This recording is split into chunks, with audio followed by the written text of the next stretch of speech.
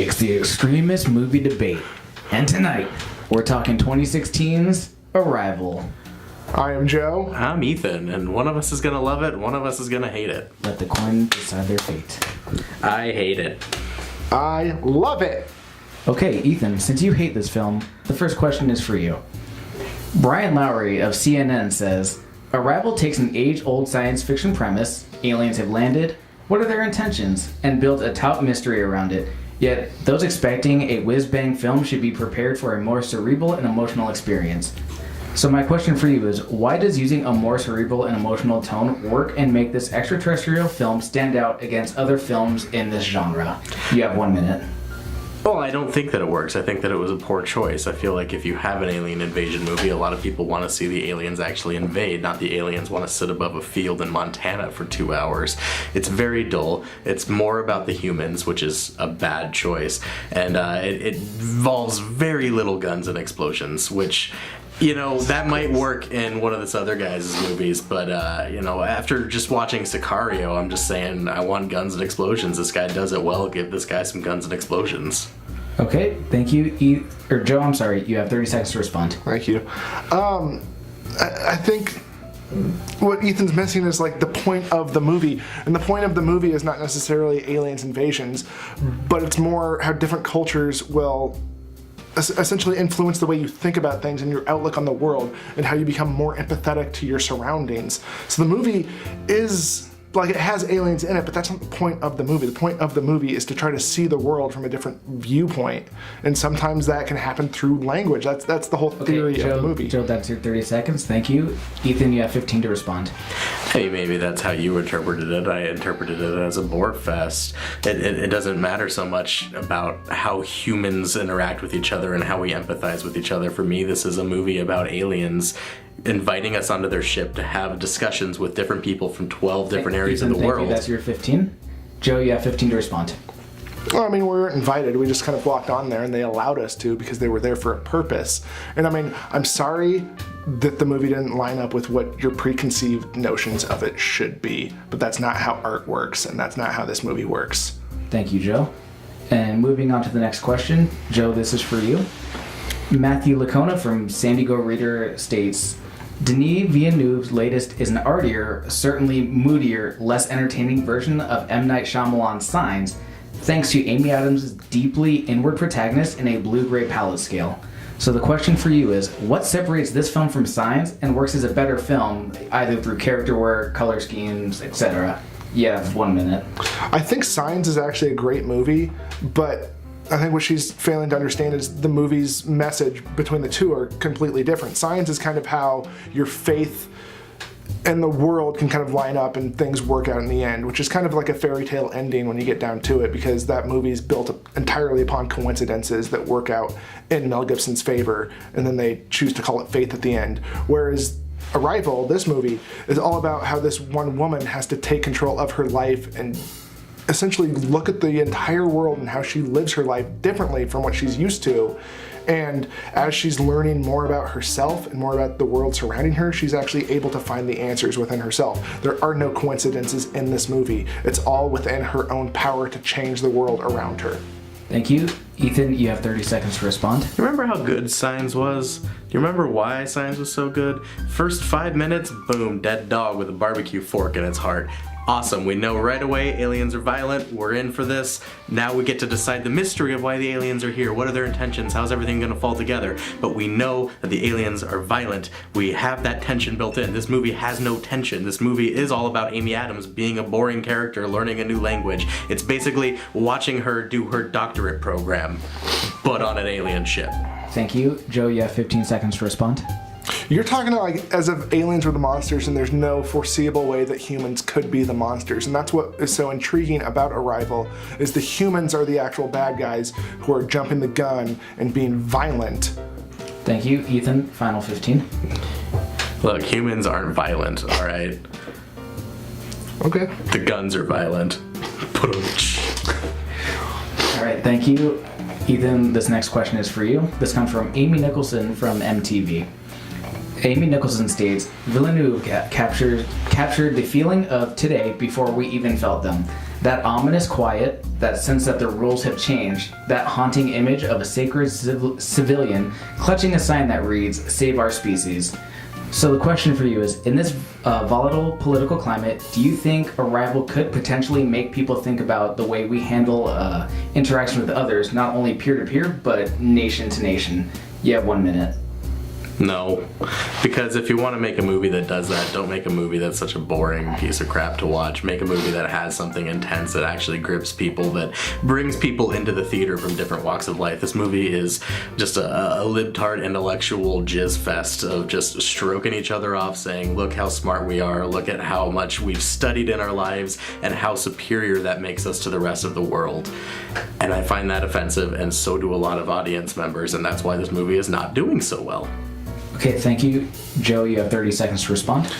I do think that it could open up discussions and conversations about how we should deal with peer-to-peer and through other nations, and it's all about like empathy. Basically, you want to be empathetic to the people around you, and you have to try to hear them out and try to see things from their viewpoint. And the movie starts out with Amy Adams essentially with her whiteboard listening to the aliens before she actually even starts talking.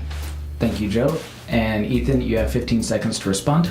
I mean, no, that's inaccurate. She actually starts talking pretty quickly and then gets the whiteboard the second time she comes and visits. And that's not until like the third or fourth time. Who knows? The progression of time is so stupid in this movie that she actually takes off her suit and puts her hand up against the screen that we all saw in the preview. This movie is just about her struggling to communicate. Ethan, that's your 15. Joe, you have a final 15 to respond. Like you said, it's her struggling to communicate until she actually stops and listens is when she actually starts making progress. So to make any progress within the conversation of the discussion, you have to start by listening. Thank you. And moving on to the final question, Joe, this is for you. This comes from Willie Waffle from wafflemovies.com. Willie Waffle states, Arrival wants to be a heady, intellectual alien movie, but it turns out to be hokey malarkey. And also, even with Adams emoting her heart out, the film fades as Villeneuve tries to make it mystical with some sort of hippy-dippy new age feel. So my question for you is, what about their performances, specifically Amy Adams's, makes this film emotional and intellectually stimulating? You have 1 minute. What makes it emotional and intellectually stimulating is she starts the movie. So the movie starts off with a flash forward, which we all believe is a flashback. So the fine line that... Spoiler. Yeah, spoiler, sorry guys. So the fine line the movie walks, and her essentially being this broken human being, she has to walk a very fine line because she's not supposed to be a broken human being until the very end of the movie.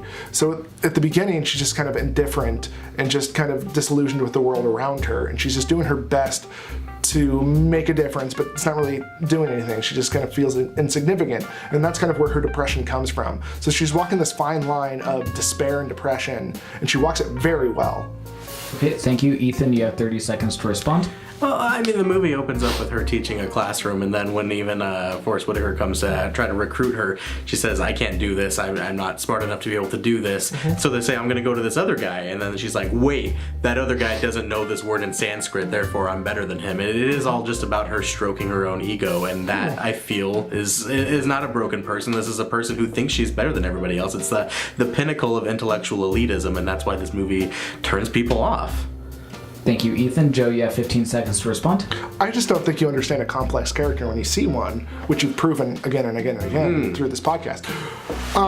No, essentially, she undersells herself. And it's not until she can compare herself to a peer that she understands how good she actually is. Joe, thank you. That's your 15. Ethan, final 15. Thank you so much. No, I want to say there is actually a developed character in this, and that is the person who watches the news and decides to take a weapon and defend his ground while he bombs the ship. Because that person is struggling inside. That person has some development. That person sees the world around him for what it is and takes a stance. Ethan, I'm sorry. That's your 15 seconds. I just have one question for Ethan.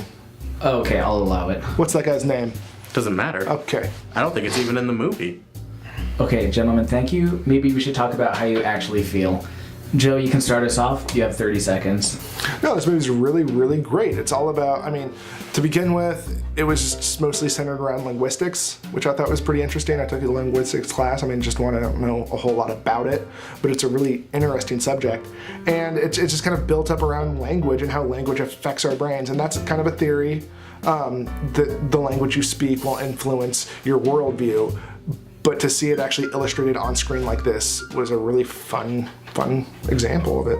Cool, thank you. Ethan, you have 30 seconds. This is one of the most phenomenal movies I've seen in a long time, and it's pretty easily in my top something, probably 10 or 5 instantly, which I've never actually said in a theater as I watched it. However, this movie also does have one really big bullshit line. I believe it's "Let's make a baby."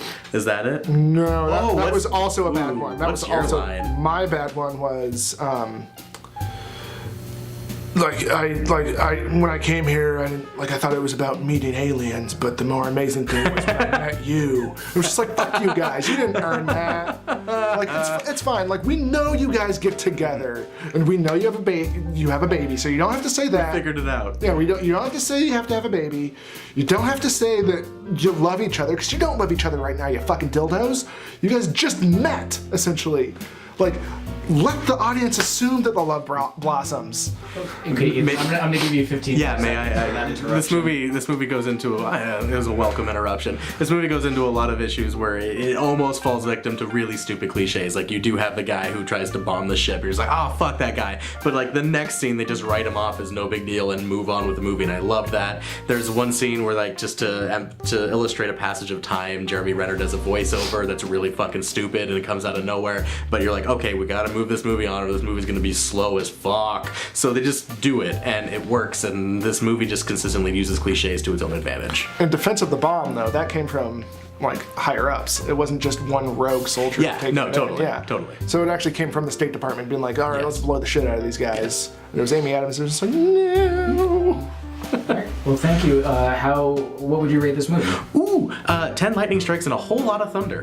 10 out of 10, whole lot of thunder. I mean, that line like bugs the shit out of me, but it does not take away from like what this movie has achieved. Because about halfway through, I was just like, oh, and I realized what was happening, and there's... Yeah, really, just go see this movie. Yeah, I mean, go see this movie before you watch this. Sorry. Okay, and would you like to tell us where our fans can find you? Yeah, we've got a Facebook, Extremist Movie Debate, Facebook, whatever, extremistmoviedebate@gmail.com. You can email us any questions, concerns, whatever you have. Leave us a comment below, and we can actually answer any of those questions as a debate form, or you can request a movie for us to debate in the future. Mm-hmm. Miss anything? We'll take requests. Sweet. Joe, anywhere to find you? You can find me on Twitter at Joe Turquoise. Oh yeah, I think we're also on Twitter at Extremist Movie. The Extremist Movie Debate is still very alive and active. Thank you for so that. Please check it out. You're welcome. All right, thank you, everybody. Good night. Extremist movie debate.